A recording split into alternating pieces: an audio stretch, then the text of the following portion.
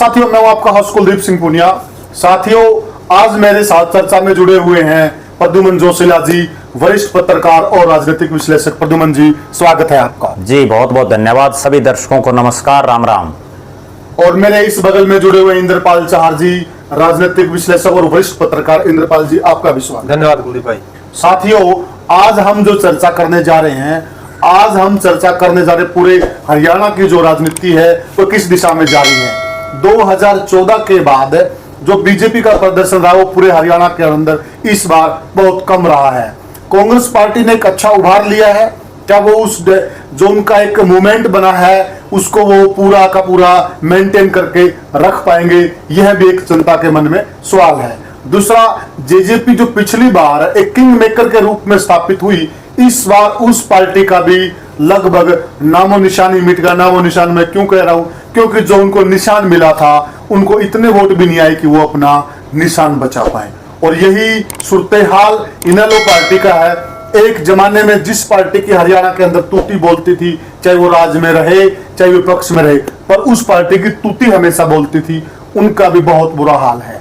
अब हम बात करें जो अलग अलग क्षेत्र है हरियाणा में, चाहे रामपुरा हाउस हो, चाहे कुमारी सैलजा हो, चाहे रणदीप सुरजेवाला हो, चाहे भूपेंद्र सिंह हुड्डा हो, और बीजेपी में एक ही क्षेत्र है, बीजेपी हाईकमान। पूरी चर्चा में हमारे साथ हम एक एक बिंदु को छुएंगे। हम अब आपसे जुड़ रहे हैं साथियों। इसमें सबसे पहले मैं चर्चा में लाना चाह रहा हूं प्रद्युमन जी को। प्रद्युमन जी, क्या लगता है जो हरियाणा की राजनीति है वो किस ओर जा रही है? देखो, 2024 का जो लोकसभा चुनाव का परिणाम आया जी, उसमें एक बात बिल्कुल स्पष्ट रूप से ये रही कि केवल दो ही प्रकार के वोटर हरियाणा प्रदेश में थे। एक मोदी को जिताने वाले और दूसरे मोदी को हराने के लिए, उसकी रड़क निकालने के लिए जी। और दोनों ही प्रकार के जो वोटर थे उन्होंने इस तरह का फैसला सुना कि दोनों तरफ से बराबर रहे। 5 सीटें बीजेपी ने जीती और 5 कांग्रेस ने जीती। हल्का वाइज के भी अगर हम बात करें तो भी 44 सीटों पर बीजेपी जीती और 46 सीटों पर इंडिया गठबंधन जीता, जो कांग्रेस के नेतृत्व में था। जी। तो कहीं ना कहीं बराबर का मुकाबला रहा। दूसरी तरफ अगर एक और हम विश्लेषण करें तो वो ये है कि 2014 में जब मोदी जी की आंधी आई, जब उनको देश का प्रधानमंत्री का कैंडिडेट बीजेपी ने घोषित किया, उस योजना में बीजेपी 7 लोकसभा की सीटें जीती, कांग्रेस 1 जीत पाई। 2019 का जब चुनाव हुआ तो उस समय बीजेपी 10 की 10 जीती, बिल्कुल क्लीन स्वीप कर दिया उन्होंने। और 2024 के लोकसभा चुनाव में 5-5 पर आ गई। उससे पहले भी हरियाणा प्रदेश में बहुत बार हमने ऐसा देखा है कि क्लीन स्वीप हुआ है। 10 सीटें एक मर्तबा जब अटल बिहारी वाजपेयी जी देश के प्रधानमंत्री बने तो इनेलो और बीजेपी का गठबंधन था, उन दोनों की आई, उस दौर में जीती। उसके बाद जब डॉक्टर मनमोहन सिंह की आई तो 9 सीटें कांग्रेस की आई, फिर कांग्रेस 9 सीटों पर रही, फिर बीजेपी 7, 10। पहली बार ऐसा है कि दोनों में कांटे का मुकाबला है। कहीं ना कहीं अब दोनों ही पार्टियों को ना तो ओवर कॉन्फिडेंस में रहना चाहिए और अगले जो 2.5 महीने हैं इनमें जो ज्यादा लोगों से जुड़ाव रख पाएगी, जनता की नब्ज को सही ढंग से पकड़ पाएगी, वही विधानसभा चुनाव में आगे सरकार बनाने के हालात में होंगे। और एक बात मुझे ऐसा लग रहा है, जिस तरह से 2019 के विधानसभा चुनाव में परिणाम आया, हंग असेंबली बनी, कहीं जिस अब जो लोकसभा का परिणाम है ऐसा ही लग रहा है कि आज के सिनेरियो में हंग असेंबली भी बन सकती है। दोनों ही पार्टियां 40 से नीचे रह सकती हैं, कोई बहुत बड़ा ताजुब नहीं होगा। तो इसमें किंग मेकर कौन आएगा, आपको क्या लगता है इंद्रपाल जी? जैसा कि प्रद्युमन जी ने कहा, अगर हम इस असेंबली का कंसेप्ट आता हरियाणा में, जैसे पिछली बार भी था, जिसमें बड़ी मलाई खाई, लोगों का कहना है कि यहाँ पर दूषण छुटा देना है, तो अगला नंबर आप किसका देख रहे हैं जो किंग मेकर की भूमिका अदा? कुलदीप भाई, देखिए 2024 का चुनाव है, उस पर 2 क्षेत्र ऐसे हैं जहां पर दोनों पार्टियों की नजर रहेगी। एक आपका बांगर बेल्ट आ गई, जिसमें से 7 सीट लगभग जेजेपी ने जीती हैं, जिसमें आपका नारनुंद है, बरवाड़ा है, उकलाना है, टुहाना है, ऊंचाना है, नरवाना है, जुलाना है। ये इस एक जीरो बनती है, इसके बीच में कोई हल्का नहीं आता और इसमें 7 की 7 सीटों पर जेजेपी जीती थी और इस बार यहाँ पर जेजेपी नहीं जीत रही। एक तो पूरे का पूरा जो फोकस है सभी पार्टियों का हरियाणा के मध्य का ये बांगर का एरिया, इसमें रहने वाला है। और दूसरी बेल्ट आ गई आपकी सिरसा और फतेहाबाद की, यहाँ पर चौटाला परिवार का हमेशा ही प्रभाव रहा। जिस प्रकार से कुमारी सैलजा ने 9 के 9 विधानसभा क्षेत्रों में लीड ली है, तो कांग्रेस का मुझे लगता है कि यहाँ पर अच्छा प्रभाव रहने वाला है। और कुमारी सैलजा का टिकट वितरण में इसे लोकसभा क्षेत्र में प्रभाव रहने वाला है। तो वो किस किस को टिकट दिलवाती है और कौन कौन जीत पाते हैं, ये अलग मैटर है। दूसरा, पिछले एक साल से हरियाणा की राजनीति में कांग्रेस में गुट बन गया था SRK के उसमें से समाप्त हो गई। मुझे ये लगता है कि मीडिया में भी, सोशल मीडिया में भी आगे अगले कुछ दिनों में एक बात चलने वाली है, एक नया गुट बनेगा SRB, कुमारी शैलजा, रणदीप सिंह सुरजेवाला, वीरेंद्र डूमरखा। मतलब जो किरण चौधरी बाहर हुई है गुट से, उसमें चौधरी वीरेंद्र सिंह डूमरखा आ जाएंगे, यानी के की जगह बी आ जाएगी। बी आ जाएगी। और जो ये बी आएगी, किरण चौधरी मतलब जो बागड़ का एरिया है भिवानी का, उसका प्रतिनिधित्व करती थी। लेकिन ये जो नया गुट बनेगा, ये पूरे का पूरा बंगर को प्रभावित करेगा, क्योंकि कुमारी शैलजा उकलाना क्षेत्र से हैं, रणदीप सिंह सुरजेवाला कैथल और किलैत को प्रभावित करते हैं, जिंद में भी अच्छा प्रभाव है, और वीरेंद्र सिंह डूमरखा उचाना से आ गए। तो जो नया गुट बनेगा SRB, ये पूरे का पूरा बंगर को प्रभावित करेगा। और इसमें क्या प्रभाव रहेगा देखने वाली बात। इसमें हम यह भी कह सकते हैं कि जो हरियाणा को जोन वाइज बांटा जाता, जो पुराने टाइम में बूढ़े बोलते थे, एक खादर बेल्ट होगी, एक बांगर बेल्ट होगी, एक बागड़ बेल्ट होगी। तो ये लड़ाई एक खादर और बांगर की बन जाएगी क्या? देखो, अभी जो लग रहा है वो मुझे ऐसा लग रहा है कि खादर, बांगर, बागड़ या अहिरवाल, जिसको हम इग्नोर कर देते हैं, उसका भी एक बहुत बड़ा योगदान है। इनकी बजाय सारा सिस्टम डिपेंडेबल इस चीज पर रहेगा कि टिकट किन को मिलती है, क्योंकि लोकसभा चुनाव एक अलग सीन में था। लोकसभा चुनाव में जिन हर विधानसभा क्षेत्र वाइज जो 5-5, 7-7, 10-10 जो प्रत्याशी थे, उन सभी ने अपने प्रत्याशी लोकसभा के कैंडिडेट को जिताने के लिए प्रयास किया। लेकिन जब विधानसभा चुनाव होंगे तो जो लोग पिछले 4 साल से, 3 साल से, 2 साल से मेहनत कर रहे हैं, खर्चा लगा रहे हैं, लगातार गाड़ी घोड़े अपने दौड़ा रहे हैं, और एंड टाइम पे ऐसा होता है कि कोई नया आदमी आया और वो टिकट ले आता है। जैसे आपको उदाहरण दूं, अब तुसाम में ही है, जहां बीजेपी के नेता पिछले 5 साल से दिन रात एक किए हुए थे टिकट के लिए। अब वहां एकदम से किरण चौधरी ने एंट्री की, और एंट्री करते ही जितने बीजेपी के नेता हैं, उनमें से एक बड़े नेता को, जिसने पिछली बार चुनाव भी लड़ा था और किरण चौधरी को बड़े नाको चने चबाए, शशि रंजन परमार, उन्होंने तो मुख्यमंत्री नायब सिंह सैनी के सामने भरी जनसभा में ये कहा, किरण चौधरी की मौजूदगी में, कि मुख्यमंत्री जी, आप इन नयों के चक्करों में पुरानों को मत भूल जाना, क्योंकि उन सभी को ये भय है। अब मान लीजिए किसी एक आदमी को टिकट मिलनी है, तो बाकी जो 9 लोग हैं या बाकी जो 6, 7, 8 जितने भी हैं, उनको किस तरह से आला कमान मैनेज कर पाएगा? सबसे बड़ा सवाल यही है। उसी के हिसाब से पूरा चुनाव चलेगा। विधानसभा में एक सीमित क्षेत्र होता है, उसमें मुद्दे जो है गांव के, ग्रामीण क्षेत्र के, जो है जाति के, गोत्र के, गांव के, इस तरह के मुद्दे चलते हैं। जबकि लोकसभा एक बड़े पैमाने पर लड़ा गया, और लोकसभा और विधानसभा में एक और खास बात यह है कि लोकसभा का चुनाव तो सिर्फ कोई मुद्दा था ही नहीं, सिर्फ मोदी को हराना और मोदी को जिताना, 2 ही चीजें थी।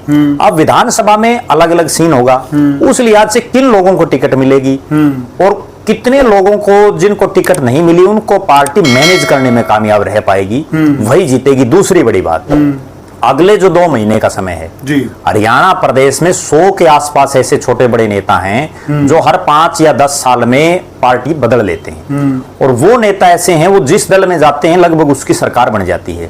अगर उदाहरण के हिसाब से मैं आपको बताऊं, जब चौधरी भजनलाल जी की सरकार थी, उस दौरान बहुत से लोग कांग्रेस छोड़ करके हरियाणा विकास पार्टी में शामिल हो गए, तो चौधरी बंसीलाल जी की सरकार आ गई।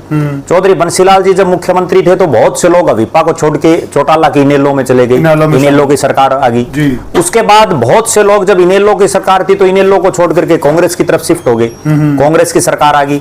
उसके बाद जो जो समय बीतता गया, कांग्रेस में से बहुत से लोग ऐसे थे जो भारतीय जनता पार्टी में चले गए, और 2014 में बीजेपी सिर्फ इसीलिए सत्ता में आई कि कांग्रेस के बड़े नेता, चाहे राव इंद्रजीत हो, चौधरी धर्मवीर सिंह हो, रमेश कौशिक हो, चौधरी वीरेंद्र सिंह डूमरखा हो, ये तमाम जो चेहरे थे, ये कांग्रेस को छोड़ करके और बीजेपी में आ गए। उसके बाद 2019 में जब बीजेपी फिर से थोड़ी कमजोर होनी शुरू हुई, क्योंकि 5 साल का राज हो गया था, तो उन्होंने इनेलो के जो लोग थे, क्योंकि इनेलो एक मजबूत पार्ट था, उसमें इनेलो डिवाइड हो गई, उन एमएलएज को, बड़े नेताओं को अपनी तरफ लाए, और उसके बाद 19 में फिर आ गए। अब अगले जो 2 महीने हैं, इनमें कौन सी पार्टी ज्यादा से ज्यादा नेताओं को अपने साथ जोड़ने में कामयाब होगी, वही सत्ता में आएगी। क्योंकि आज जो कांग्रेस है, अगर जितने नेता आज हैं इन्हीं से सत्ता में आते हैं तो 2019 में ही आ जाते। जी, इसी सवाल के आपने जो बात की, इसमें एक सवाल ले लेते हैं, क्योंकि इस बार एक चीज देखी गई है, जो दल छोड़कर नए नेता आए जी, उनको इस बार जनता ने हराने का काम किया है जी। जिसमें हम जहां बैठे इस क्षेत्र में हम ले लेते हैं जी। रणजीत सिंह चौटाला आजाद उम्मीदवार थे जी। पहले वो कांग्रेस पार्टी में थे, वो बीजेपी में आए जी। एंड टाइम पे जनता ने उनको हराने का काम किया जी।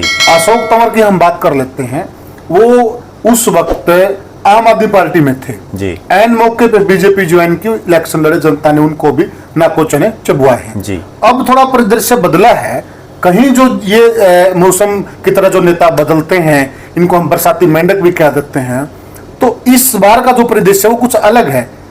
इसके देखो, जो राजनीति है वो है सूत और कसूत का खेल। जैसा आपने कहा कि नए लोग आ रहे जी, वो नए लोग जीते भी। नवीन जिंदल 15 मिनट पहले बीजेपी उसने ज्वाइन की जी। और मैं बड़ा हतप्रभ रहा उनके चुनाव को देख के कि जिस आदमी को टिकट डिक्लेयर होने के बाद 1 महीने तक लगभग वो विदेश रहे, वरना तो आदमी की जिस दिन टिकट डिक्लेयर हो जाती है उसके बाद वो हल्के में घुस जाता है और चुनाव जीतने के बाद भी वो विदेश चले गए।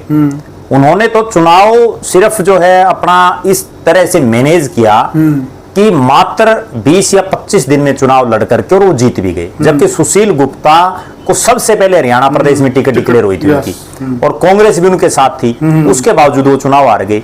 दूसरी जो बड़ी बात है, राजनीति में समय, स्थान और परिस्थिति के हिसाब से माहौल बदलता रहता है। ये जो नेता पार्टी बदल करके आते हैं, उनमें हमने बहुत से ऐसे देखे हैं कि वो पार्टी बदलने के बाद ही जीतते हैं। जैसे रणबीर सिंह का नाम ले लें, जैसे जयप्रकाश जेपी उसका एक सबसे बड़ा उदाहरण है, जो लगातार जब जब उन्होंने पार्टी बदली तो वो जीतते चले गए, लेकिन एक ही पार्टी से लड़ा तो वो हार गए। अब जाके दोबारा से कांग्रेस में उनका बड़ी मुश्किल से सूत बैठा है। इसी तरह से बहुत से ऐसे नेता हैं। तो राजनीति में इस बार का जो चुनाव है, मेरा ऐसा मानना है कि पिछले जितने चुनाव हैं उन सभी से अलग होगा और लोग इस बार नेताओं की रड़क निकालने के लिए वोट डालेंगे और जो फन्ने खां अपने आप को समझते हैं उनको हराने का भी काम करेंगे। और जो लोग पिछले 5 साल में सत्ता में बैठ करके जिन्होंने मड़ाई खाई या जिन्होंने लोगों की नहीं सुनी, उनको बुरी तरह से हराने का भी काम करेंगे। पिछली बार भी हमने ये देखा था कि मनोहर लाल जी की कैबिनेट के 2 मंत्रियों को छोड़ करके अनिल विज और डॉक्टर बनवारी लाल सारे चुनाव हार गए। इस बार भी बहुत से मंत्री चुनाव हारेंगे, बहुत से बड़े नेता हारेंगे, इसमें कोई दो राय नहीं है। इंद्रपाल जी, क्या जो माहौल लोकसभा के अंदर बना है, एक बहुत बड़ा किसान वर्ग कांग्रेस के साथ आके खड़ा हुआ है, एक बहुत बड़ा जाट वर्ग भी कांग्रेस के साथ आके खड़ा हुआ है, चमार वर्ग कह लीजिए, एससी वर्ग कह लीजिए, तो यह तबका विधानसभा में भी यही भूमिका अदा करेगा या फिर इससे कुछ अलग राह बनेगी, क्या लगता है? देखिए कुलदीप भाई, जैसा कि जोशीला साहब ने कहा कि विधानसभा का चुनाव अलग है, लोकसभा का चुनाव अलग है जी। जो संविधान को बदलने का मुद्दा उठा था जी, उसमें एससी वर्ग ने भाजपा के खिलाफ वोट दिया जी। जो आगामी 2024 का चुनाव है उसमें मुझे लगता है कि 22 विधानसभा सीटें हैं जीटी रोड बेल्ट की, कैथल से लेकर आपका पानीपत, कुरुक्षेत्र, अम्बाड़ा, यमुनानगर, पंचकुला, ये बेल्ट 22-23 सीटें हैं और कुछ सीटें हैं अहिरवाल क्षेत्र की, राव इंद्रजीत की, यादव बेल्ट जी। जीटी रोड बेल्ट और यादव बेल्ट, इसमें लंबा चौड़ा परिवर्तन 2024 में मुझे नहीं लगता कि होगा, क्योंकि बीजेपी के पक्ष का चित्र थोड़ा बहुत अंतर होगा। उसके बाद बात आ गई जज्जर, रोहतक और सोनीपत की, वहां भी मुझे नहीं लगता कि ज्यादा परिवर्तन होगा। फिर जिस प्रकार से किरण चौधरी ने पारा बदला है, वहां एक महत्वपूर्ण पॉइंट होगा कि हो सकता है कि जिस प्रकार नजदीक लगते हैं रोहतक, सोनीपत, जज्जर, उड्डा का प्रभाव हो सकता है कि भिवानी पर भी हो जाए अगर कुमारी सैलजा वो किरण चौधरी के जाने से जो वहाँ एक जाट नेता की रिक्ता बनी है। तो जो 3 सिस्टम आ गए, GT road belt, Yadav belt और उड्डा की बेल्ट है रोहतक, सोनीपत, इसमें तो मुझे नहीं लगता कि लंबा चौड़ा परिवर्तन होगा 2019 के मुकाबले। जो सबसे ज्यादा परिवर्तन होगा वो बांगर बेल्ट, जिसमें आपका जींद, हिसार और आपकी सिरसा, फतेहाबाद, बागड़ बेल्ट है भिवानी, इसमें सबसे ज्यादा परिवर्तन होगा। और इन बेल्टों में बांगर और बागड़, इसमें जो भी पार्टी अपना प्रभाव जमाने में कामयाब होगी, अच्छे टिकटार्थियों को टिकट देने में कामयाब होगी, उसी की सरकार मुझे आती हुई दिखाई दे रही है। साथियों, यह हमने चर्चा की जो हरियाणा के मौजूदा हालात हैं वो किस ओर जा रहे हैं, क्योंकि लोगों के मन में बड़ा संशय है कि सरकार किसकी बनेगी। बहुत से लोग दावा कर रहे हैं कि इस बार क्लियर कांग्रेस आएगी और बहुत से लोग यह भी करते हैं कि हंग असेंबली बनेगी और बहुतों का यह भी दावा कि नहीं, तीसरी बार बीजेपी रिपीट होगी। लेकिन हमने यहाँ जो चर्चा की है ये सारी चर्चा हमारी पूरे हरियाणा पे थी और जो हरियाणा की परिस्थितियां हैं उन पे पूरी चर्चा की थी। बाकी आप जनता जनार्दन, आप भी हमें कमेंट सेक्शन में बताइए आपको क्या लग रहा है, कौन बनेगा हरियाणा का मुख्यमंत्री। जय हिंद।